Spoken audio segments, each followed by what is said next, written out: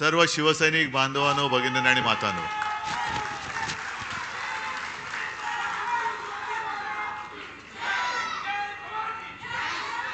मला असं वाटतं की भाषण करूच नये आणि केवळ घोषणांचाच कार्यक्रम करूया.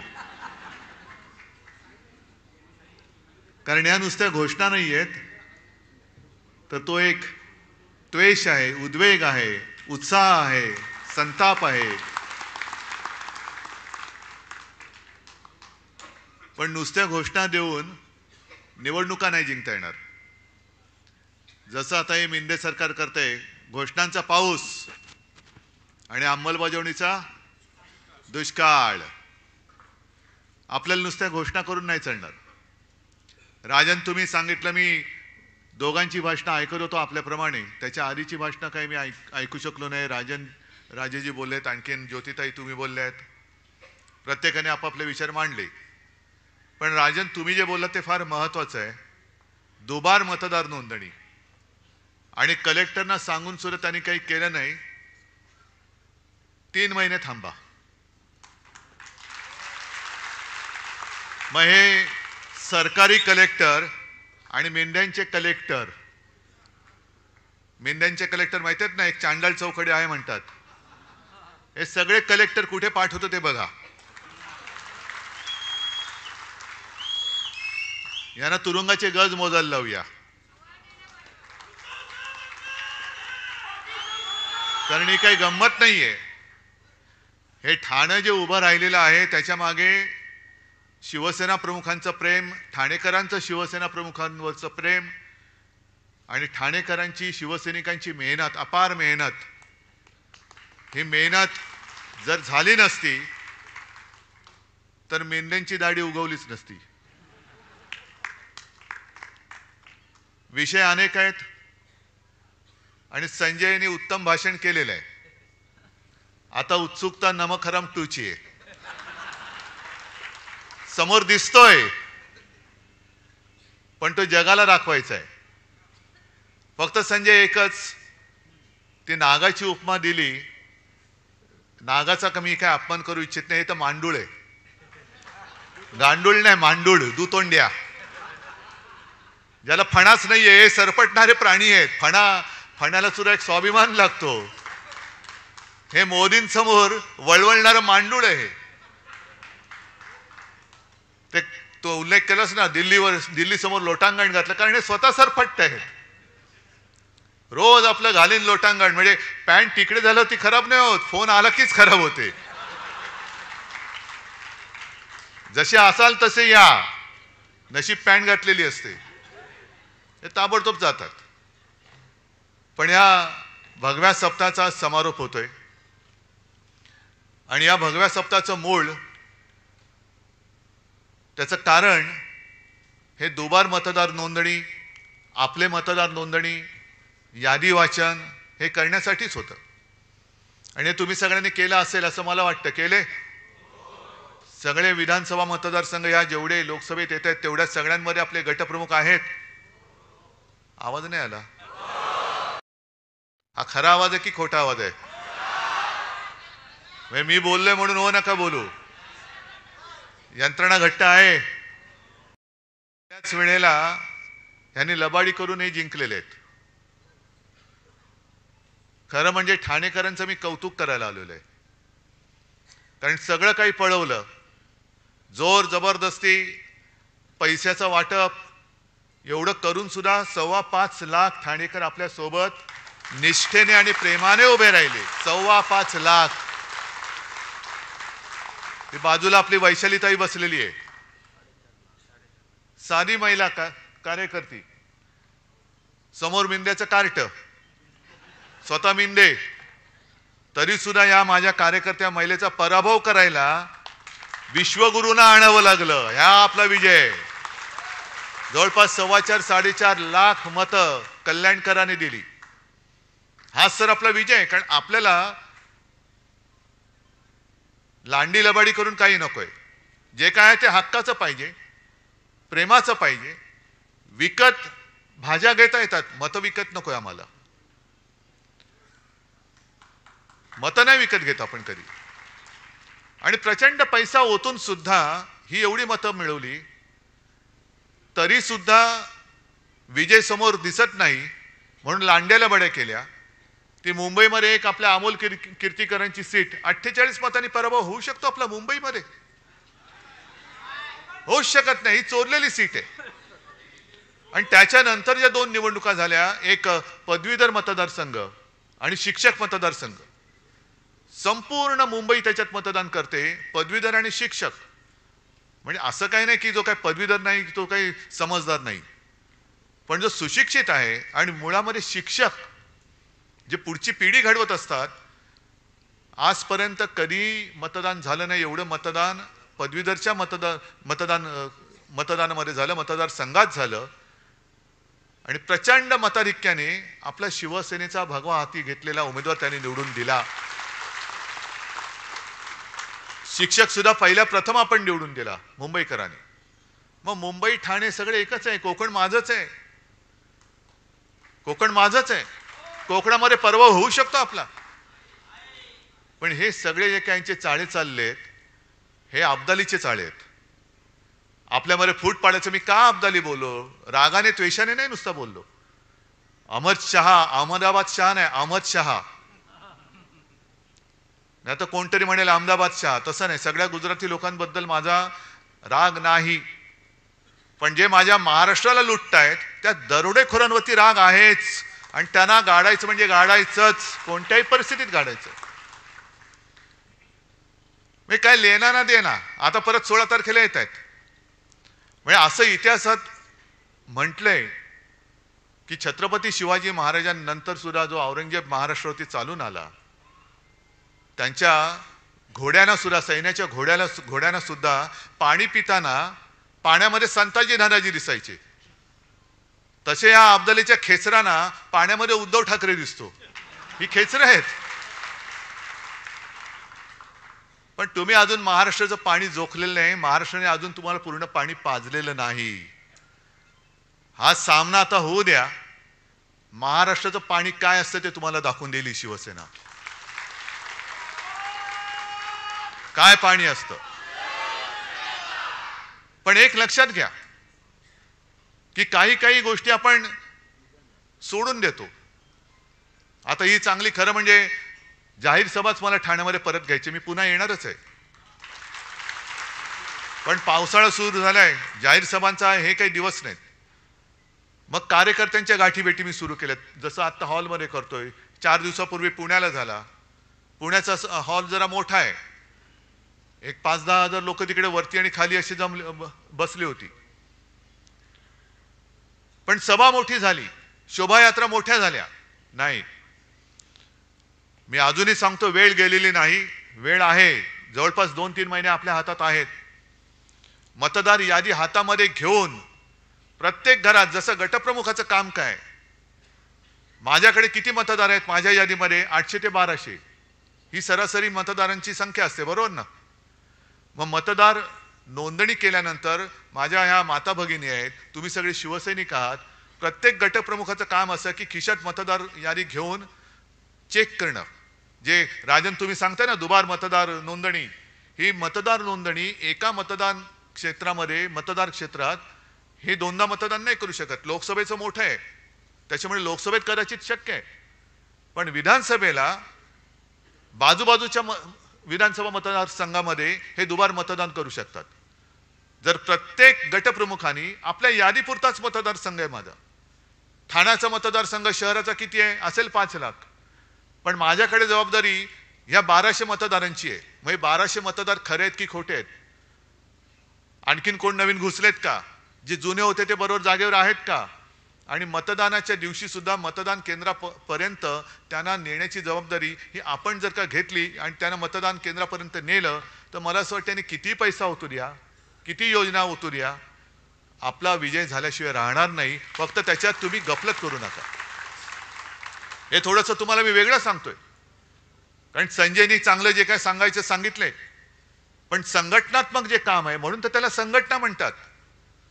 नुसता काहीतरी जमाव आला तर फटाके फोडेल, नाही तर हिंसाचार करेल. पण तसा जमाव नकोय मला. मला संघटनात्मक काम करणारे माझे सैनिक जे आहेत, हे माझं सैन्य आहे. म्हणून मध्ये मी जे बोललो ना मुनगट्टीवारना, की अरे तुम्ही माझा पक्ष चोरलात, सगळं चिन्ह चोरलं, सगळं चोरलं, तेही कमी पडतंय म्हणून तुम्ही लंडनला जाऊन वाघनखं घेऊन आलात. पण आता वाघनखं आणि मुनगट्टीवार काहीच जुळत नाही, काहीच जुळत नाही. पण ही वाघनखं तुम्ही जी म्युझियम मध्ये ठेवलेत ती कदाचित एक प्रतीक म्हणून ठीक आहे. त्याच वाघनखाने अफजल खानाचा कोथळा काढला असेल किंवा नसेल ह्याचा काही पुरावा नाही असं त्या म्युझियमनी सुद्धा म्हटलेलं आहे. पण महाराज शिवकालीन ते हत्यार आहे, छत्रपती शिवाजी महाराजांनी ते वापरलं होतं म्हणून त्या वाघनखांबद्दल आम्हाला आदर आहेच. पण आत्ताच्या काळातली वाघनखं ही आहेत, जे माझे सैनिक आहेत, ही वाघनखं आहेत. आणि म्हणून मी अब्दालीला घाबरत नाही. येऊच दे. ज्या ज्या वेळेला महाराष्ट्रावरती संकट आलं तेव्हा जे महाराष्ट्राने एक तेज दाखवलं ते तेज पुन्हा दाखवण्याची वेळ आलेली आहे. आता सुद्धा यांच्या ज्या काही योजना आहेत 1500 रुपये देत आहेत. अहो 15 लाख देणार होतो तुम्ही, 15 लाखाचे 1500 का झाले? प्रत्येकाच्या खात्यामध्ये भाई और बहनों, जो विदेश में पैसा पड़ा है ना तो सगळा आणला तर तुमच्या खात्यामध्ये 15-15 लाख रुपये असेच येतील. मग त्या 15 लाखाचे 1500 का केलेत? वरची शून्य कोणाच्या खिशात गेली? मिंढ्याच्या. कारण जाऊ तिथे खाऊ हा यांचा धंदा आहे. आज सुद्धा ठाण्यामध्ये ती जी एक योजना आणतात क्लस्टर, चांगली योजना, चांगली आहे. त्या घरांना, तिथल्या लोकांना घरं मिळाली पाहिजेत. पण टांगावा काय करायचा, देखावा काय करायचा की सरकारी योजना आहेच, कंपनी सरकारची आहे, महाप्रीत. पण यांची महाप्रीत यांच्या लाडक्या कॉन्ट्रॅक्टरवरती आहे, लोकांवरती नाहीये. ही जी प्रीती आहे त्यांची, म्हणजे प्रेम आहे, ते कॉन्ट्रॅक्टरसाठी आहे. आणि कॉन्ट्रॅक्टरना ठरवून हे त्यांचे धंदे अनेक वर्ष चाललेले आहेत. जे कॉन्ट्रॅक्टर ठरवणार त्यांनीच टेंडर भरायचं. आता सुद्धा तुम्ही महापालिकेत जाऊन विचारा, ठरलेल्या कॉन्ट्रॅक्टरनाच कामं दिली जातात, दुसऱ्या कोणालाही काम दारामध्ये सुद्धा उभं केलं जात नाही. ही ठाण्याची परिस्थिती आहे. आणि ठाण्याची परिस्थिती महापालिकेची एवढी वाईट झालेली आहे. इथे काही माझे नगरसेवक सुद्धा असतील किंवा ज्यांना महापालिका कळते तेही आहेत. राजनजी तुम्ही सुद्धा आहात, हे राजन, इथले राजन आमचे तुम्ही पण आहात, सगळेच महापालिकेत मधली लोक आहेत. ठाणे महापालिकेला कर्जाचे डोहाळे लागलेत, कर्जबाजारी होते. कोणी केली कर्जबाजारी? कुठे गेले पैसे? संपूर्ण जिल्ह्यामध्ये रस्त्यांवरती खड्डे, राज्यभर खड्डे, खड्डेच खड्डे. म्हणजे सगळीकडे खड्डे पाडून वरती आमच्यावरती बोटं दाखवली जात आहेत. ह्यानी घोटाळा केला, ह्यानी घोटाळा केला. अरे 3 महिने थांबा. तुमची सगळी जी काही मित्र परिवार आहे, होय मित्र परिवार आहे, तो आम्ही उघडा केल्याशिवाय राहणार नाही. हे आज त्यांना मी इशारा देतोय. तुम्ही करा. तुम्हाला जर वाटत असेल की तुम्ही घोटाळे करताय पण आमचं लक्ष नाही, आमच्याकडे, आम्ही सुद्धा 2.5 वर्ष मी स्वतः मुख्यमंत्री होतो. गेल्या अनेक वर्ष महापालिका ही शिवसेनेच्या ताब्यात आणि याही पुढे राहणार आहे. ठाणा काय, मुंबई काय, इतर सुद्धा. त्याच्यामध्ये त्या महापालिकेमध्ये सुद्धा जी काही लोक अधिकारी आहेत, ज्यांना जनतेबद्दल प्रेम आहेत, ते बरोबर माहिती आमच्याकडे देत असतात. हे जरा निवडणूक होऊ द्या, मग बघा आम्ही काय करतो ते. जरा होऊ द्या. पण सगळीकडे वाट लावून टाकतायत. आणि म्हणून मी तुम्हाला एक प्रश्न विचारतोय की तुम्हाला आपल्या राज्याचं मंत्रालय मुंबईत हवंय का अहमदाबादमध्ये? आपल्या राज्याचा कारभार मुंबईतून चालला पाहिजे का दिल्ली का अहमदाबाद मधून? लोकसभेची निवडणूक होती, ती देशाच्या लोकशाहीचा गळा घोटणारी एक निवडणूक होती. जर आता आहे शेपटावरती निभावलंय अब्दालीच्या, आता बरंचसं आपण आटोक्यात आणलेलं आहे. आता मनमानी नाही करू शकत ती लोक. पण तशीच ही लढाई, म्हणजे लोकशाहीच्या शत्रूशी लढाई ही आपल्या लोकसभेची होती, तशीच ही येणाऱ्या विधानसभेची लढाई शिवसेना विरुद्ध गाडले गेलेच पाहिजेत. पण महाराष्ट्र द्वेष्ट्यांबरोबर आपली लढाई होणार आहे. महाराष्ट्र द्वेष्टे जे माझ्या फिकेला लावू पाहत आहेत. म्हणजे मराठी माणूस कसा ताठ पाण्याने उभा राहिला नाही, ताठ पाण्याने उभं नाही राहायचं. हातात भिकेचा कटोरा घे आणि मोदींसमोर खाली मान घालून उभे राहा. हे नाही संत करणार. हे नाही आम्हाला शिवरायांनी शिकवलं ना, आमच्या शिवसेना प्रमुखांनी शिकवले. हे बाळासाहेबांचे विचार असूच शकत नाही. महाराष्ट्राची वाताहत झाली तरी चालेल, पण तिकडे दिल्लीमध्ये जाऊन लोटांगण घाल हे बाळासाहेबांचे विचार नाहीत. आणि ह्या विचारांचे जे कोणी तोते असतील, या तोत्यांची वळवळ ही या निवडणुकीत आपल्याला पूर्ण थांबवावीच लागेल, पूर्ण थांबवावी लागेल. हे जे काय यांचं सगळं चाललेलं आहे, सगळं जे येते ते गुजरात, येते ते गुजरात. आज सुद्धा मी ऐकतोय, अजून ते मला कन्फर्म करायचं आहे, आणखीन एक मोठा प्रकल्प हा गुजरातमध्ये गेलाय. म्हणजे आम्हाला तुम्ही भीक देताय, माता भगिनींना 1500 रुपये भीक देताय तुम्ही आम्हाला. मुलाबाळांनी काय करायचं? आम्हाला हक्काचं पाहिजे. शेतकरी सुद्धा त्याच्या हक्काचं मागतोय, भीक नाही मागत. मी सुद्धा ग्रामीण भागात फिरतो, तुम्ही सुद्धा ग्रामीण भागात फिरत असाल, जा शेतकऱ्याला विचार, तुला घर बसल्या फुकटचे पैसे पाहिजेत का तुला तुझ्या कष्टाचे पाहिजेत? शेतकरी सांगेल मी स्वाभिमानी आहे, मला कष्टाचा पैसा पाहिजे, त्याच्या पलीकडे मला एक सुद्धा भिकेचा पैसा नकोय. म्हणजे आमचे हक्क मारून टाकायचे, स्वाभिमान मारून टाकायचा आणि कोपराला गुळ लावायचा. ज्या वेळेला एका पाठोपाठ एक प्रकल्प गुजरातमध्ये चालले होते, तेव्हा हेच मिंदे बोलले होते, काळजी करू नका, मोदीजी बोलले ह्याच्यावर मोठा प्रकल्प तुम्हाला देतो. किती मोठा प्रकल्प दिला? आला? एक सुद्धा प्रकल्प नाहीये. अजून सुद्धा शेतकरी आत्महत्या करतच आहेत, बेकारांचे लोंढे फिरतातच आहेत. आणि जी लाडकी बहीण योजना काढले, ही मी एका म्हणजे संभाजीनगरमध्येच एका शेतात उतरलो, शेतकरी आले सगळे, दादा तुम्ही आमच्यासाठी देव आहात. म्हटलं जाऊ दे बाबा, मी देव बिव नाही, मी तुमच्यासारखाच आहे. नाही तुम्ही आमचं कर्ज माफ केलं. म्हटलं ठीक आहे, आशीर्वाद असू द्या. मग तिकडे काही महिला शेतात काम करत होत्या. म्हटलं काय ताई खुश आहात ना? ती काम करत होती बिचारी. तुला का? म्हटलं नाही 1500 रुपये मिळत आहेत. तुला काय 1500ने घर चालतंय वय? 1500ने काय होते? बाजूला तिचा छोटा पोरगा होता, 1500 रुपयात मला म्हणाली काय ह्याच्या शाळेची सोय होते? म्हटलं कुठल्या शाळेत जातोय? तुला ऍडमिशन घ्यायला पैसे नाही येत, 1500 रुपये घेऊन करू काय? कोणाच्या उरावर घालू? पण एक समाधान मला वाटलं की माझ्यासोबत सगळे अंबादास दानवे आणि संभाजीनगरचे कार्यकर्ते होते. त्यांनी त्या मुलाला एका शाळेत ऍडमिशन मिळवून दिली, त्याच्या शिक्षणाची सोय केली, ह्याचं मला समाधान आहे. पण अशी कितीतरी मुलं राज्यभर आहेत. काय 1500 रुपयाने काय होणार आहे? वह्या पुस्तकं येणार आहेत? ज्या पुस्तकावरती सुद्धा जीएसटी लावलाय, शिक्षणावरती जीएसटी आहे. आता तर कर म्हणजे आयुर्विम्यावरती जीएसटी. म्हणजे विम्याची जाहिरात आहे ना, जिंदगी के साथ भी जिंदगी के बाद भी, म्हणजे जिंदगी के बाद भी जीएसटी. कशासाठी भरायचा? कोणाच्या खिशात जाणार? म्हणजे सगळीकडे वरपासून खालपर्यंत हे सगळं बरबटलेलं सरकार. ठाण्यातले भूखंड खात आहेत, मुंबईतले खात आहेत, अयोध्येमधले खात आहेत. अयोध्येमध्ये सुद्धा एक आदर्श घोटाळा झालाय. आदर्श म्हणजे चांगला नाही, जसा इकडे आदर्श घोटाळा झाला मुंबईमध्ये. सैन्य दलाची जमीन खाल्ली. कोणी खाल्ली? कुठून आला? कुठून? म्हणजे आमच्या हातामध्ये घंटा, जय श्रीराम वाजव घंटा, आणि लोढा बसला तिकडे टॉवर बांधून. याच्यासाठी आम्हाला राम मंदिर पाहिजे होतं, याच्यासाठी तुम्ही आम्हाला लढवलात, याच्यासाठी कारसेवकांनी बळी दिले. कारसेवकांनी रक्त कशाला सांडलं? लोढाचं टॉवर बांधायला. लोढाला टॉवर बांधून देण्यासाठी म्हणून कारसेवकांनी रक्त नाही सांडलेलं. तुम्ही जे गारूड टाकलं होतं, वातावरण केलं होतं, राम मंदिर, मंदिर वही बनाएंगे, मंदिर वही बनाएंगे, बनलं मंदिर. पण मंदिर बनल्यानंतर सुद्धा वाजत गाजत तुम्ही जो काही शो केला, तुम्हाला वाटलं होतं की आता बस झालं सगळं, आता आपल्यासमोर कोणी उभंच राहू शकत नाही. पण प्रभू रामचंद्रांनी सुद्धा जो बाण मारला थोडक्यात चुकला, नाही तर बरोबर वर्मी लागला होता, बरोबर वर्मी लागला होता. पण सगळीकडे गुजरातचे कॉन्ट्रॅक्टर कॉन्ट्रॅक्टर कॉन्ट्रॅक्टर कॉन्ट्रॅक्टर, वाराणसीमध्ये कॉन्ट्रॅक्टर, अनेक मंदिरं पाडलेत. शंकराचार्यमध्ये घरी आले होते. माझं भाग्य समजतो मी की शंकराचार्य आले आणि त्यांनी हिंदुत्वाचा अर्थ सांगितला. जो विश्वासघात करता है वो हिंदू नहीं हो सकता, हिंदू कभी विश्वासघात नहीं कर सकता.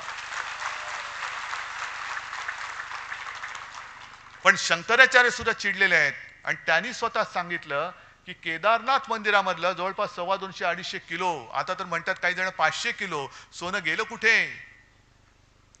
म्हणजे तुम्ही आमच्या मंदिरातल्या देवाचं सोनं सोडत नाहीत, मंदिराच्या आजूबाजूच्या जागा सोडत नाही.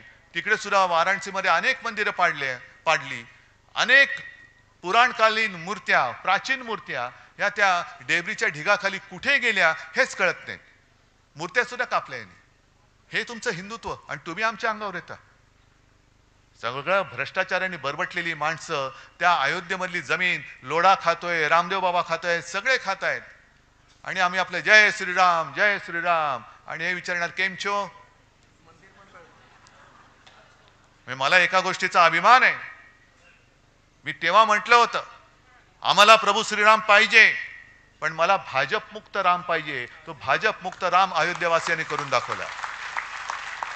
भाजप मुक्त राम.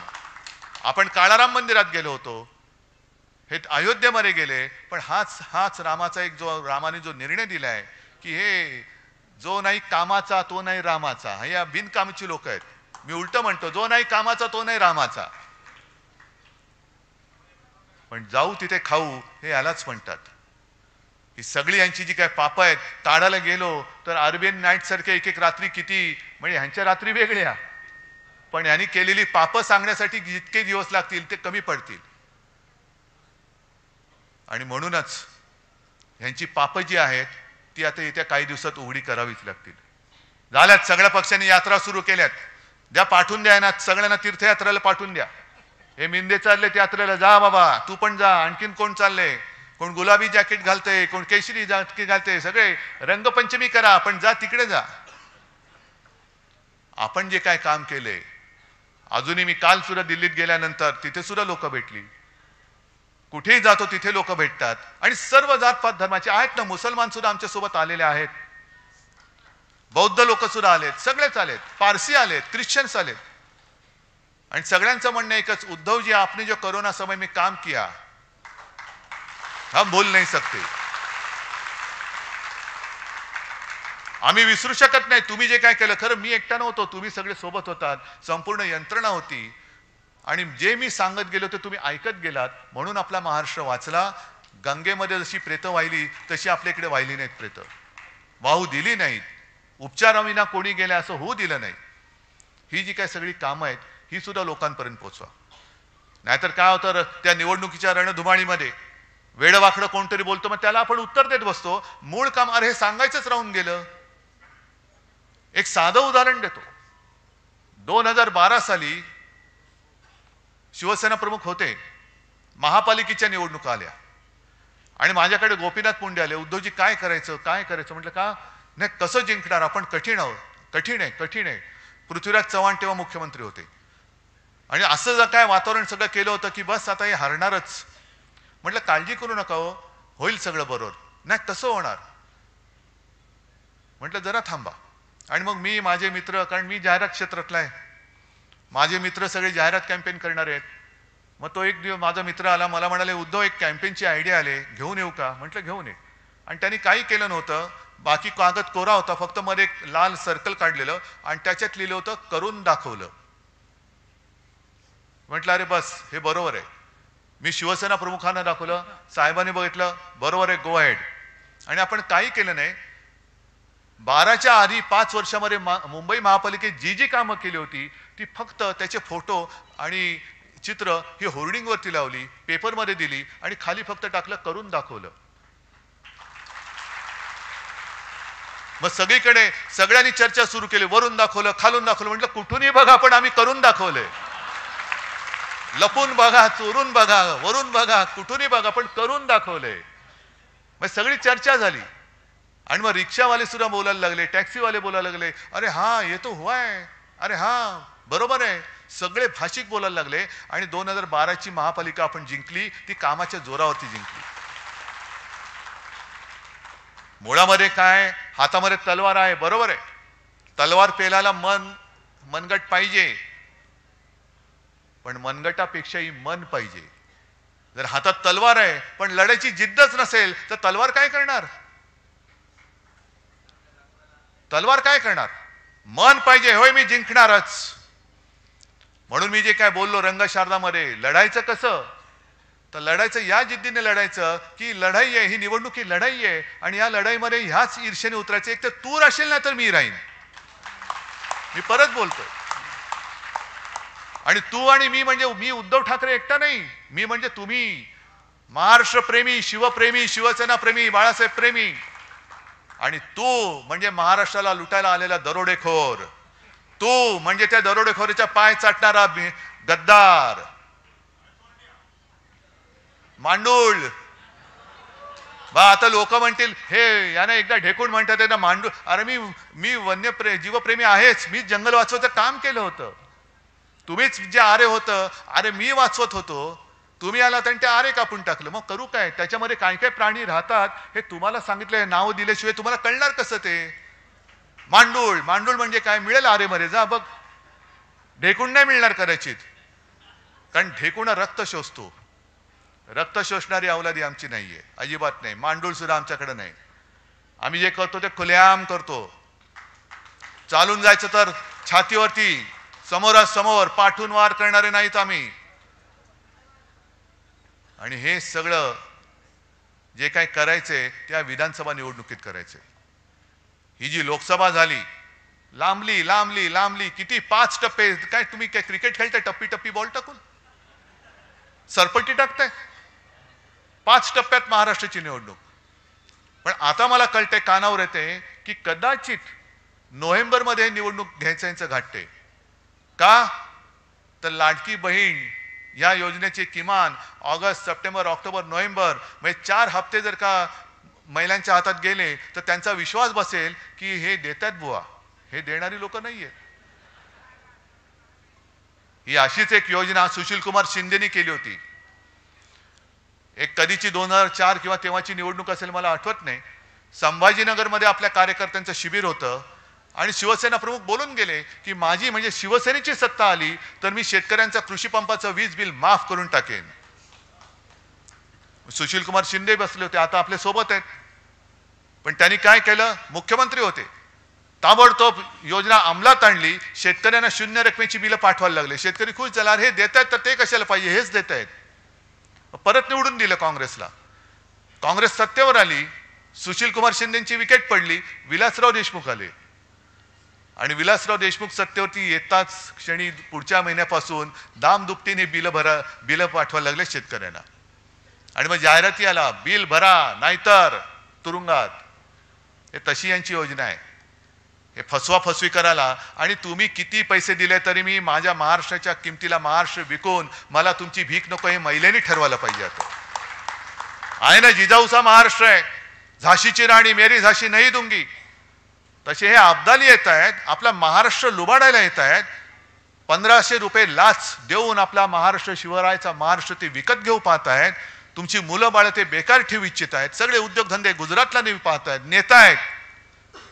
तरी सुद्धा आपण 1500 रुपयावरती महाराष्ट्र विकणार आहोत? हा निर्धार आपण केला पाहिजे. ठीक आहे, योजना आहे, लाभ जरूर घ्या, कारण हे तुमचेच पैसे आहेत. हे काहींच्या खिशातले नाही आहेत, हे पैसे तुमचेच आहेत. आता तर आणखीन करतायत. जसं मोदींनी केलं होतं, ते रथ पाठवले होते गावागावात. आठवतं ना तुम्हाला? मोदी रथ, मोदी सरकार, मोदी सरकार. आणि अक्षरशः गावकऱ्यांनी त्यांना पलटाभोई थोडी करून ठेवली होती. ते बोले मोदी सरकार आहे की भारत सरकार? कोणाच्या योजना आहेत? मोदींनी काय घरच्या खिशातनं योजना दिल्यात? नाही नाही नाही नाही, तसं नाही, तसं नाही, तसं नाही. हे मोदी सरकार काढ आणि भारत सरकार लिहि, नाही तर चालतो या गावातून. मग तसंच आता हे करतायत. 50,000 योजना दूत, 50,000, प्रत्येकाला 10,000 रुपये महिना.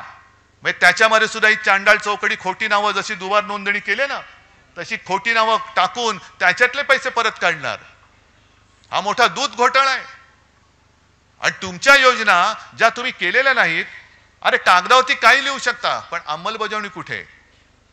मग ह्यांचीच माणसं, ह्यांचेच चेले चपाटे, ह्यांचेच कार्यकर्ते, त्यांचे सगळे कुटुंबीय हे या दूतांच्या नावांमध्ये घुसवणार आणि त्यांच्या माध्यमातून पैसे काढणार.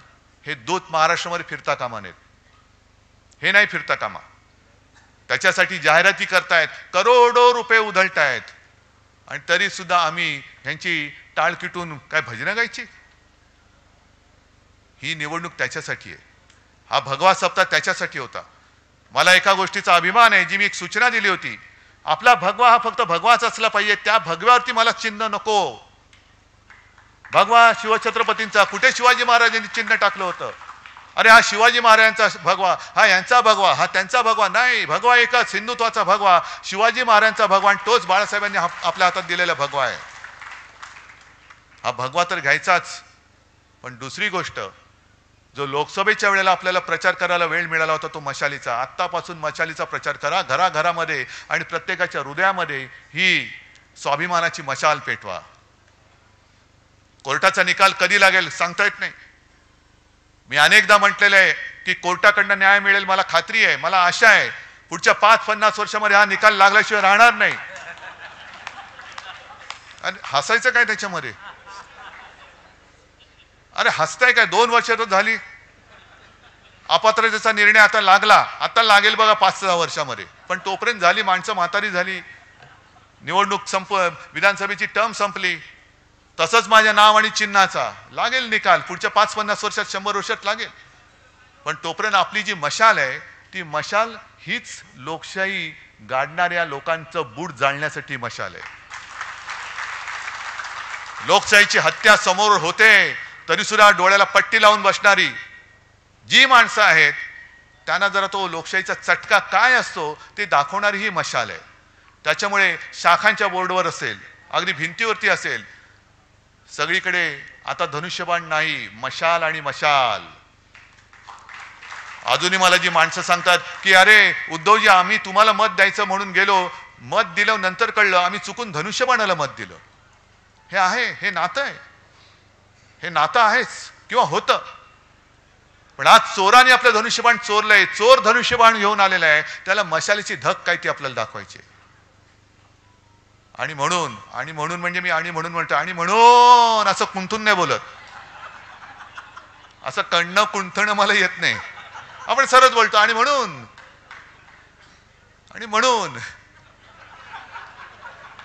ये जो है वो जो मशाल जो है वो मशाल जो है वो धनुष्यबाण जो है वो ऐसा नाही बोलायचं, सरळ बोलणार आहे. हे पहिले सुपारी थूक तोंडातली.